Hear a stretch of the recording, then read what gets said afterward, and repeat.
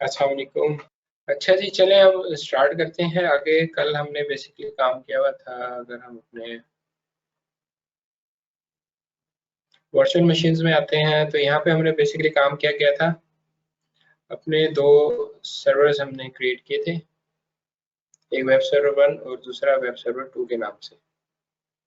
ठीक है, और इसमें हमने क्या काम किया था, दोनों पे हमने बेसिकली एक पेज चला दिया था, जिसमें हमने काम ये किया था कि हमें ये पता चल सके कि हमारी ट्रैफिक सर्वर 1 पे जा रही है या सर्वर 2 पे जा रही है। उसके लिए हमने बेसिकली, अगर हम यहाँ पे टेस्ट करें तो ये क्या है, ये बेसिकली हमारा सर्वर 1 है। और सिमिलरली अगर मैं वेब सर्वर 2 पे जाता हूँ और इसके आईपी को मैं कॉपी करता हूँ, इसको अगर मैं टैब में ओपन करता हूँ तो ये देखें, ये बेसिकली हमारा सर्वर 2 है, इसका ये आईपी आ रहा है हमारे पास 172.200 और सर्वर 1 का क्या आ रहा है 129.53। ठीक है, तो अब हम आगे इसमें थोड़ा सा काम करते हैं। अब हम इसमें देखते हैं बेसिकली हमने अपने लोड बैलेंसर को किस तरह से इसमें कॉन्फ़िगर करना है, अपने इन सर्वर्स को लोड बैलेंसर का पार्ट कैसे बनाना है। तो उसके लिए हम सिंपली यहाँ पर आएंगे और यहाँ पे हमारे पास फेवरेट्स में सर्विस आ रही होती है लोड बैलेंसर्स की, इसमें आ जाएंगे।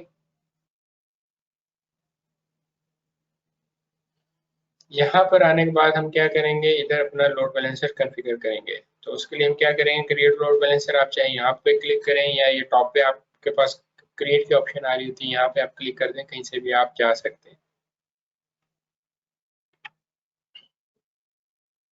सिंपली यहाँ से आपने रिसोर्स ग्रुप ले लेना है। हम बेसिकली ये वेब सर्वर 1 ग्रुप को यूज कर रहे हैं तो मैं इसको चूज कर लेता हूँ।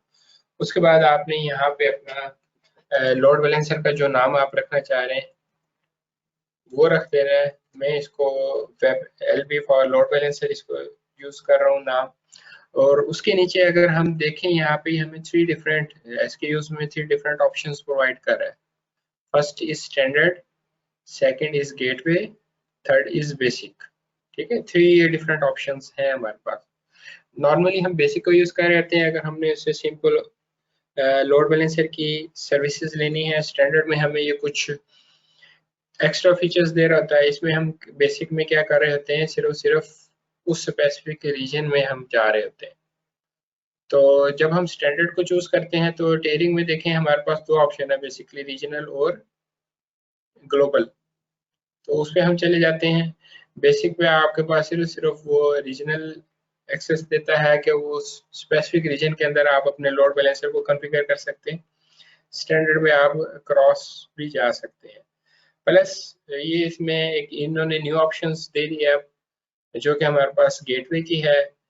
तो ये बेसिकली उन्होंने डिफरेंट, अगर आप इसके थ्रू काम लेना चाह रहे हैं, जैसे फायरवॉल का लेना चाह रहे हैं और डिफरेंट इस पे काम करना चाह रहे हैं, तो उसके लिए हम गेटवे पे जाते हैं।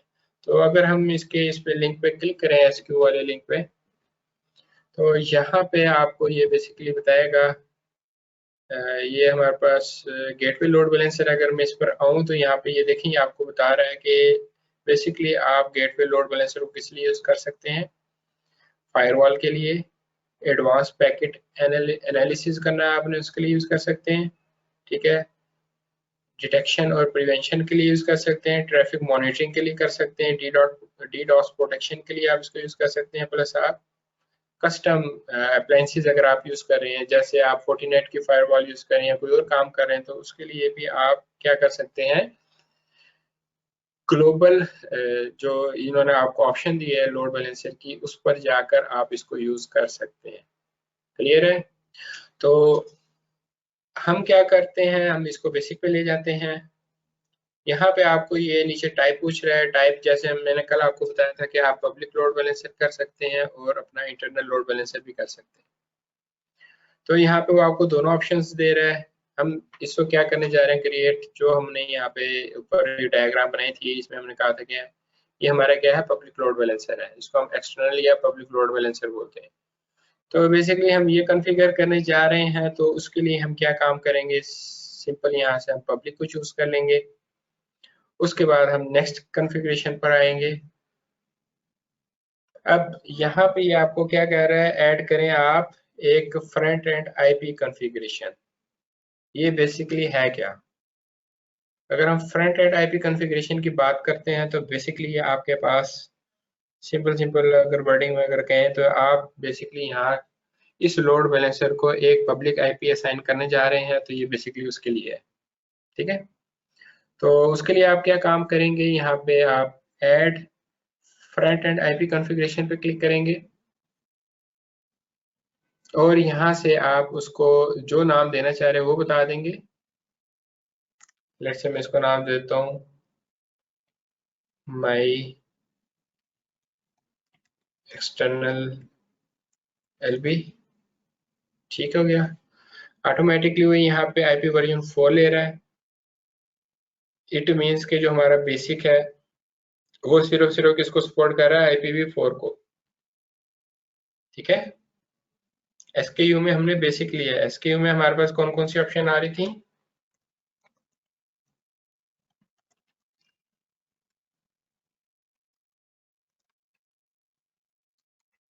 उसमें पहले नंबर पे हमारे पास आ रही थी स्टैंडर्ड, सेकंड आ रही थी ग्लोबल और थर्ड आ रही थी बेसिक।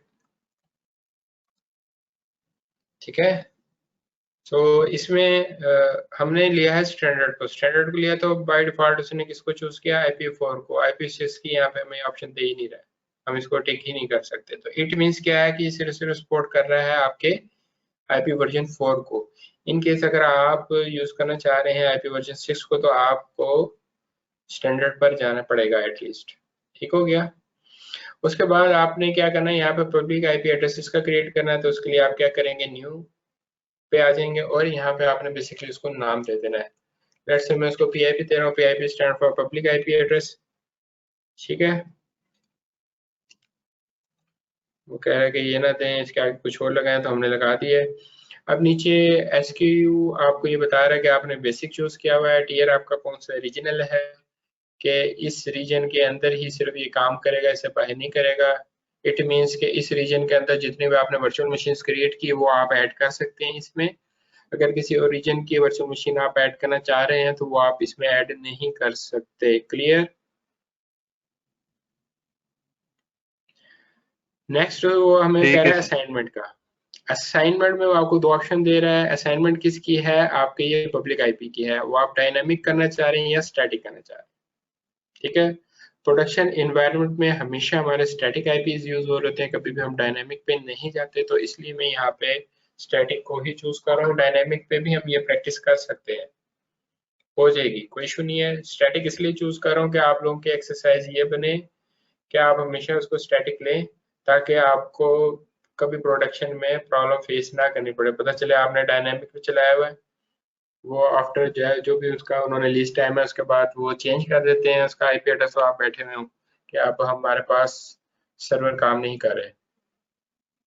ठीक है, तो इसको हम ओके कर देंगे। तो ये क्या हो गया हमारा, यहाँ पे एक आईपी क्रिएट हो गया PIP-U के नाम से। इसके बाद हम इसको ऐड कर देंगे। ऐड करेंगे तो यहाँ पे ये जो भी हमने इसको नेम दिया है उस नेम से यहाँ पे हमारे पास फ्रंट एंड आईपी कॉन्फ़िगरेशन आ जाएगी। उसके बाद नेक्स्ट इसमें ऑप्शन होती है बैकएंड पूल्स। बैकएंड पूल्स में जाके यहाँ पे भी आपको पूल बनाना पड़ता है। इसका मकसद ये होता है कि आप इसमें बताएंगे कि आपकी बेसिकली मशीन्स इसमें कैसे ऐड होनी है। ठीक है, उसके लिए आपने यहाँ पे इसको नाम देना है माई बैकएंड पूल।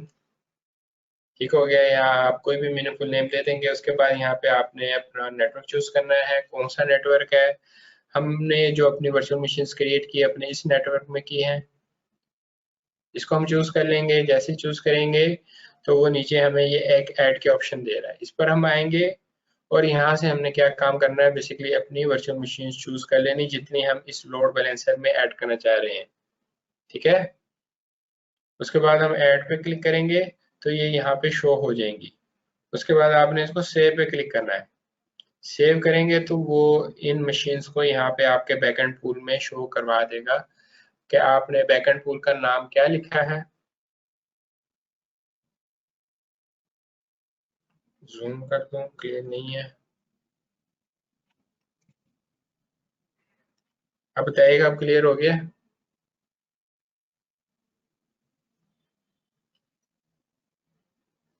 ओके। अच्छा, तो उसने यहाँ पे स्टार्ट में हमें नेम बता दिया कि आपने अपने बैकएंड टूल का नेम क्या रखा है, वर्चुअल नेटवर्क कौन सा है उसमें, और आपके रिसोर्स नेम क्या क्या आ रहे हैं, और ये आपका इंटरफेस कौन सा यूज हो रहा है, आईपी एड्रेसेस क्या है आपके इस मशीन्स के, ये प्राइवेट आईपी एड्रेसेस यहाँ पे शो कर रहा होता है। ठीक है। उसके बाद नेक्स्ट इसमें ऑप्शन होती है इनबाउंड रूल्स की, आउटबाउंड रूल्स की। इसके बाद हमने नेटवर्क का पोर्शन कवर करना है, तो हम इसमें देखेंगे बेसिकली हमारे नेटवर्क सिक्योरिटी ग्रुप का पार्ट होता है इनबाउंड रूल्स और आउटबाउंड रूल्स, वहाँ पे हम जाके इसको देखेंगे। तो यहाँ पे आप उनको भी ऐड कर सकते हैं, अभी फिलहाल हमें नहीं ज़रूरत किसी किस्म की। नेक्स्ट है टैग। टैग अगर आप कोई देना चाह रहे तो आप इसको कोई टैग दे दें। जैसे मैं इसमें नेम देता हूँ और वैल्यू में मैं इसको देता हूँ माई टेस्ट लोड बैलेंसर। ठीक हो गया। उसके बाद मैं इसको रिव्यू एंड क्रिएट पे करता हूँ और फिर मैं क्रिएट पे क्लिक कर देता हूँ। तो अब ये क्या कर रहा है, बेसिकली हमारा एक लोड बैलेंसर क्रिएट कर रहा है।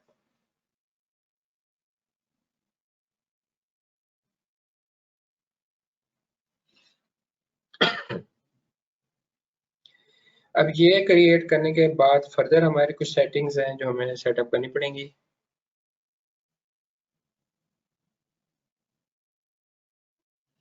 जिसके बाद हमारा ये लोड बैलेंसर है जो वर्किंग में आएगा। अब हमारा ये लोड बैलेंसर क्रिएट हो चुका है। इसके बाद हम क्या करेंगे, गो टू रिसोर्स में आएंगे। तो ये बेसिकली हमारे लोड बैलेंसर का जो कह लें डैशबोर्ड आपके सामने ओपन होके आ गया है। अब इसमें आपने क्या करना है, हमने फ्रंट एंड आईपी कॉन्फ़िगरेशन कर ली है, क्लियर। उसके बाद हमने बैक एंड पूल इसमें क्रिएट कर दिया है। इसमें हमने जो भी हमारी थी, मैं आपको दिखा देता हूँ। फ्रंट एंड में हमने ये आईपी कॉन्फ़िगरेशन कर ली।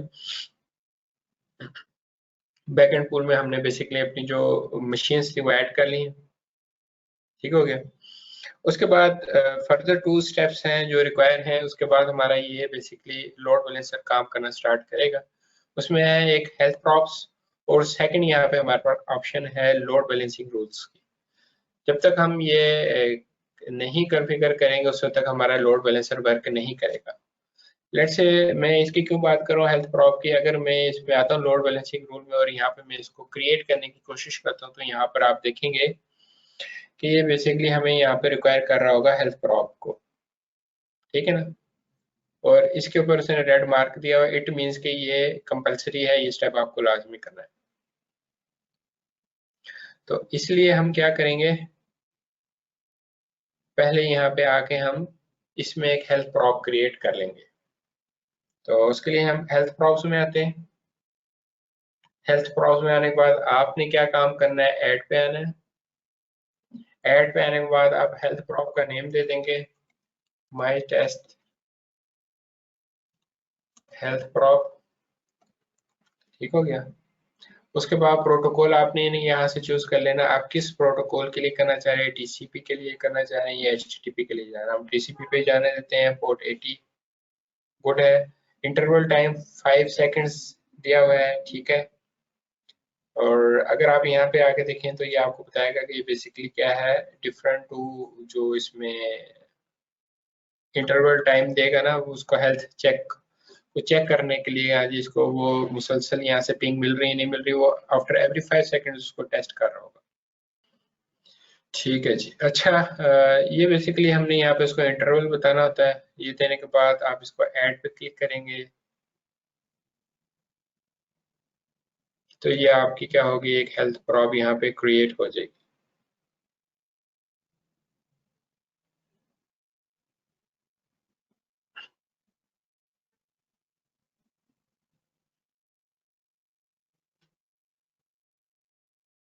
यहाँ पे थोड़ा टाइम लेता है, उसके लिए हमें थोड़ा सा वेट करना पड़ेगा। अच्छा जी, यहाँ पे अगर हम देखें तो हमारी एक हेल्थ प्रॉप क्रिएट हो चुकी है। तो अब हम क्या करेंगे, अब हम जाके बेसिकली अपना लोड बैलेंसिंग का रूल बनाएंगे जिसके तहत वो हमारे ट्रैफिक को बैलेंस कर रहा होगा। ठीक है।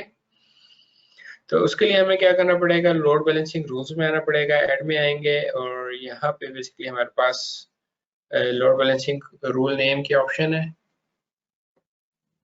ठीक है, यहाँ पे आप इसको कोई नेम दे देंगे, माई एलपी रूल। ठीक है, कोई भी आपने जो नेम देना है वो दे देंगे। किस आईपी वर्जन के लिए आप ये क्रिएट करना चाह रहे हैं,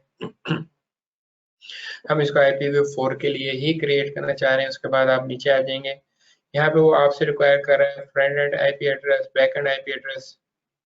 तो यहाँ पे आप उसको दे देंगे जो आपने क्रिएट किए हुए हैं। फ्रंट एंड आईपी एड्रेस दे देंगे, उसके बाद आपने बैक एंड आईपी पूल दे देना। ये हमने माई बीपी के नाम से क्रिएट किया था, इसको हम चूज करेंगे। देन नीचे वो प्रोटोकॉल आपसे पूछ रहा है, टीसीपी पे ही जाने दें। पोर्ट कौन सी आप यूज करना चाह रहे हैं, पोर्ट 80 है।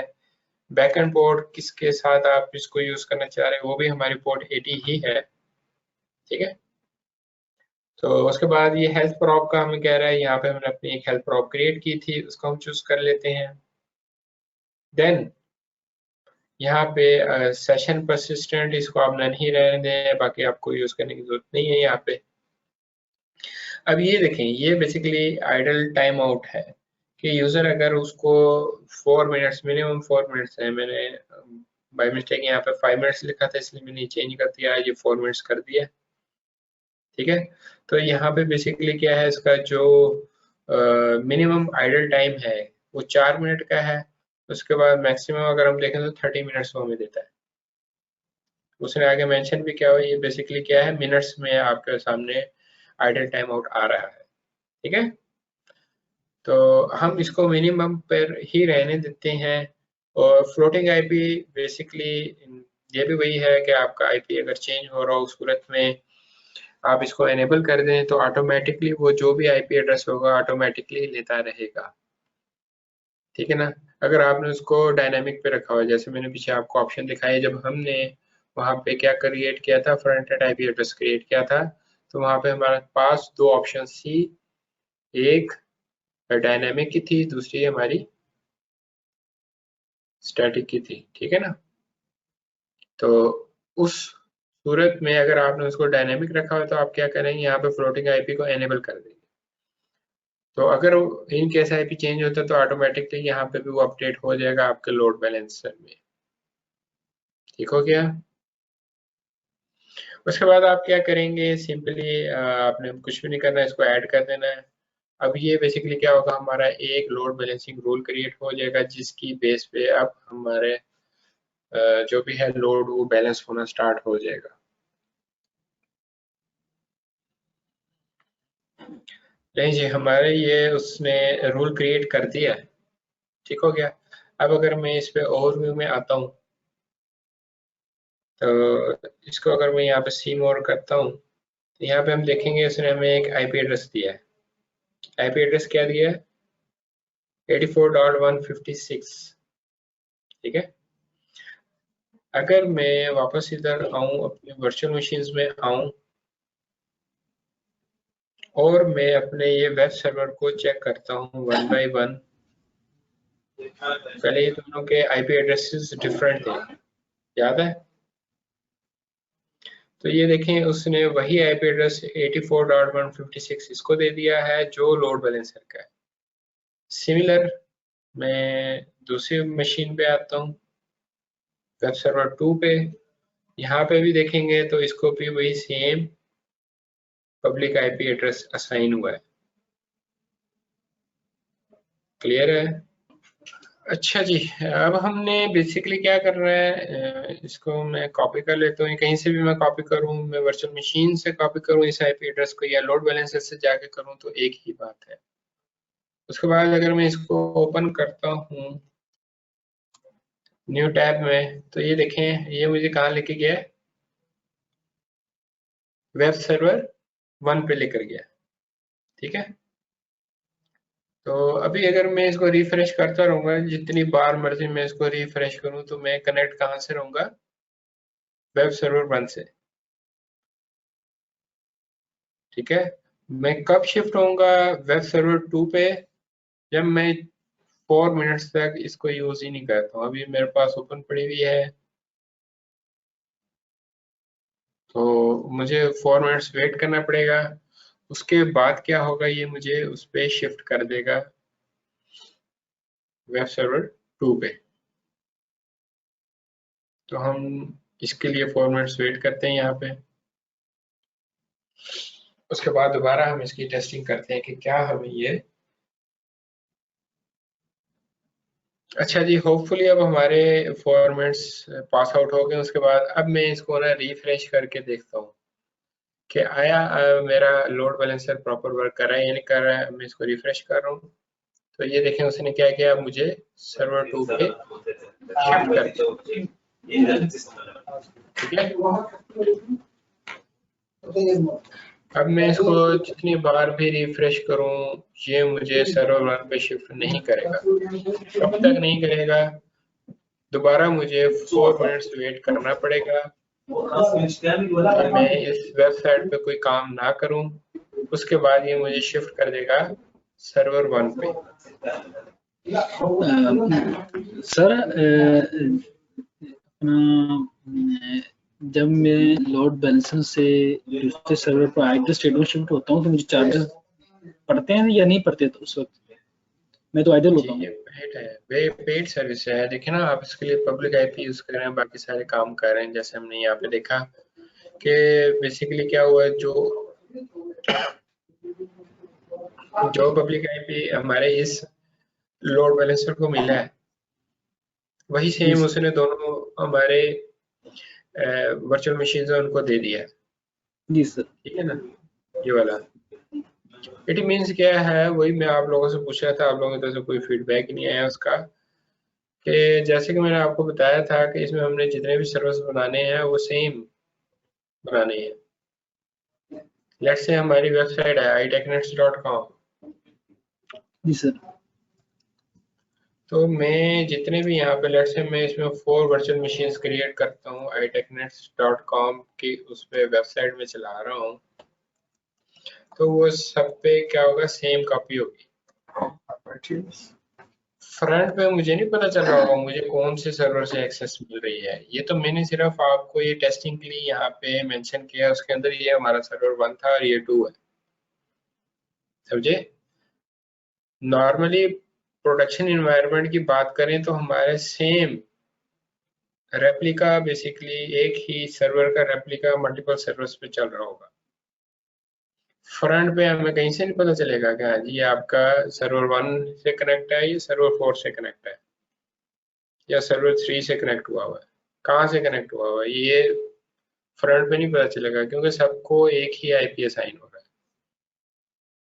समझ गए हैं या और बच्चों की तरह बताऊं? नहीं जी सर, अंडरस्टैंड होगी सर। वो मैंने एक लेक्चर प्रीवियस रिपीट किए, उसमें हमने स्केलेबिलिटी पे काम किया। मींस के अगर हमारे पास हमें 10 वर्चुअल मशीन चाहिए तो बट वो वर्चुअल मशीन उस वक्त क्रिएट हों जब हमारा हमने थ्रेशहोल्ड लेवल को चाहिए वहाँ पे, हाँ जी 80%, तो तब दूसरी मशीन क्रिएट हो जाए। अगर वो 80% 10 मिनट तक रहता है तो फिर क्रिएट हो, अगर वो सेम सिचुएशन रहती है तो फिर तीसरी क्रिएट हो जाए। इस तरह उसमें हमने एक और स्केलेबिलिटी में हमने एक चीज पुट की कि मेरे पास मैंने इनिशिएट की 1 वर्चुअल मशीन और देन मैक्सिमम मैंने 100 रखी ना, और देन मैंने रखा वहाँ पे कि ये वाली मशीन मैंने 2 आवर्स यूज करनी है। मींस के 1 मेरी मशीन है, ठीक है, यूज कर रहा हूँ, तो जब मेरे पास पीक आवर्स आते हैं तो तब वो जो मैंने मैक्सिमम लिमिट रखी हुई 10 वर्चुअल मशीन की, देन वो क्रिएट हों। मुझे फिर जो चार्जेस पड़ेंगे फिर उसी टाइम के ही पड़ेंगे कि जब मैंने यूज की मशीन।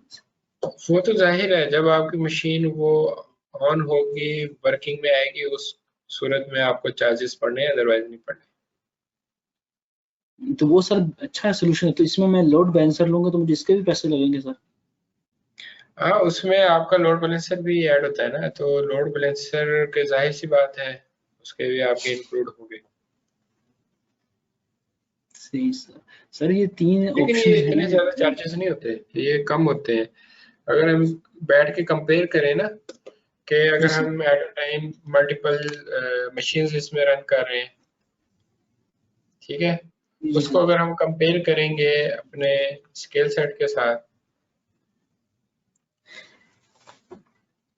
जी सर। या लोड बैलेंसर के साथ, तो हम देखेंगे हमें इसमें जो काफी सारी सेविंग होती है। हो सकता है आपको ये अप टू आप कह लें 70 से 80% तक सेविंग दे रहा हो।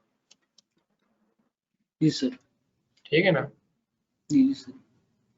तो सर एक ये फिर क्वेश्चन। इसलिए ये सारे सिनेरियो डिजाइन किए गए हैं कि आपने बेसिकली अपने जिस भी ऑर्गेनाइजेशन में बैठे हुए हैं उनके कॉस्ट को भी सेव करना है। जी सर। सर एक मेरा क्वेश्चन आया है मुझे माइंड में कि मैंने इनिशिएट 1 वर्चुअल मशीन की हुई है, मैक्सिमम 10 रखी हुई है और मैं हम्म एक ही अकेला यूजर वर्चुअल मशीन यूज कर रहा हूँ। हम्म मैं जो वर्चुअल मशीन यूज कर रहा हूँ उसका सीपीयू 80% थ्रेशोल्ड पे यूज हो गया है।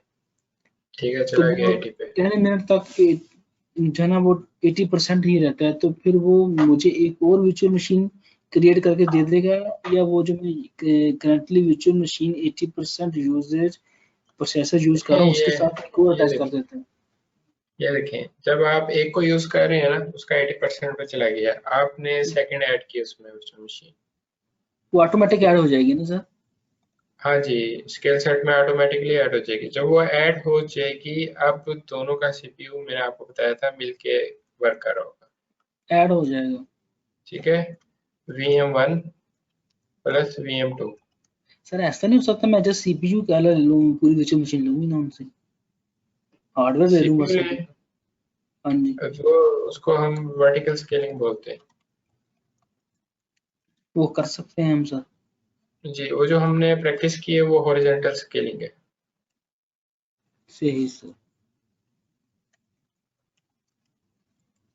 ठीक हो गया। सर ये वर्टिकल स्केलिंग जो है एक अच्छा ऑप्शन है सर वैसे। इसमें आपको कॉस्ट ज्यादा पड़ती है। वर्टिकल में सर? जी, सर मैं तो उसमें अकेला सीपीयू ले रहा हूँ, तो फिर वो कैसे सर? उसमें वो आपका पूरे का पूरा इंक्रीज करेगा ना। ये देखें जो आप यूज कर रहे हैं, लेट्स से अब इसको हम देखें, अब ये देखें उसने 1 पे स्विच कर दिया है, वो इतनी देर आइडल पड़ा रहा है, रिफ्रेश किया तो 1 पे चला गया। ये देखें बेसिकली उसमें हम कर क्या रहे हैं काम, उसमें हम काम ये कर रहे हैं कि यहाँ पे जो हमने इसको दिया हुआ है, जैसे हमने चेंज किया था इसका, जो भी हमने टाइप यूज की हुई है कि कौन सी टाइप का हम इसमें यूज कर रहे हैं। जी सर। ये साइज आ गया ना, आप बेसिकली साइज को इंक्रीज करें। साइज जैसे ही आपका इंक्रीज होगा, अब वो साइज कहाँ से कहाँ गया आपका, अब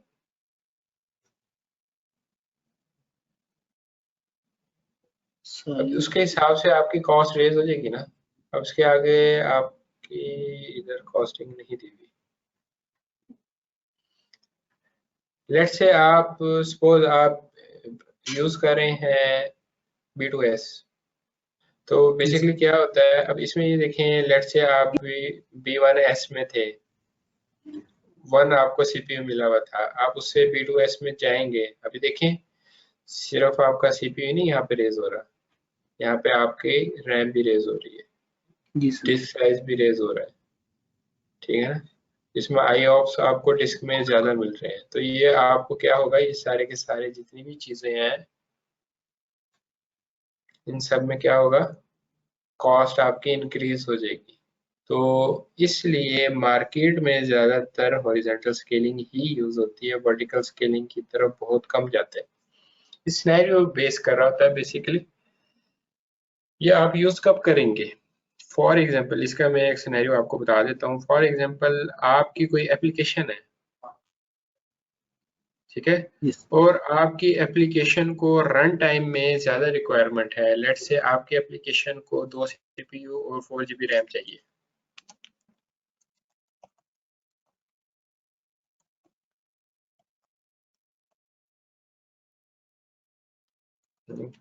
उसकी रिक्वायरमेंट क्या है, उसकी रिक्वायरमेंट है हमारे पास तो vCPU चाहिए उसको, और उसको 4 GB रैम चाहिए या मेमोरी चाहिए। तो उसके लिए क्या करें, आप इस किस्म की स्केलिंग को यूज कर लें, क्योंकि ये देखें ये आपकी कोई भी एप्लीकेशन है, इसको लोड लेने का प्रोसेस में मैक्सिमम आपको कितना टाइम रिक्वायर, मिनट्स में चाहिए ना।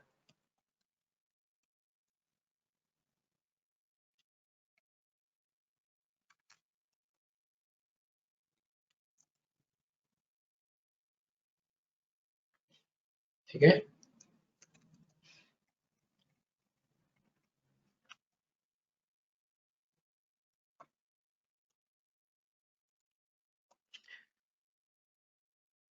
तब वो क्या करे, वहां पे आप यूज कर लें वर्टिकल स्केलिंग को, वहां पे आपको बेनिफिट हो सकता है कि वो क्या करेगा, इसको शिफ्ट कर दे B1S से B2S में। उसके बाद जब आपकी एप्लीकेशन लोड हो जाएगी वो देखेगा, वेट करेगा, और उसके बाद वो वापस आपको इस पर ले आएगा। उस केस में आपकी वर्टिकल स्केलिंग आपको काफी हेल्पफुल साबित होती है और वो आपको बेनिफिट दे जाती है वहां पे। समझ गए? उसी यूज केस में आप कह सकते हैं कि आपके लिए ये एक बहुत अच्छा सोल्यूशन है। बाकी जो हमने यूज केस इसमें डिस्कस किए हैं कि आपके पास 1 या 2 आवर्स के लिए अप रहती है, तो ये जो चीज़ है ये आपको काफ़ी कॉस्ट। चलें जी, ठीक है फिर यहाँ पे हम अपना लेक्चर एंड करते हैं, इंशाल्लाह कल होती है फिर मुलाकात। ओके जी, फिर अल्लाह हाफिज़।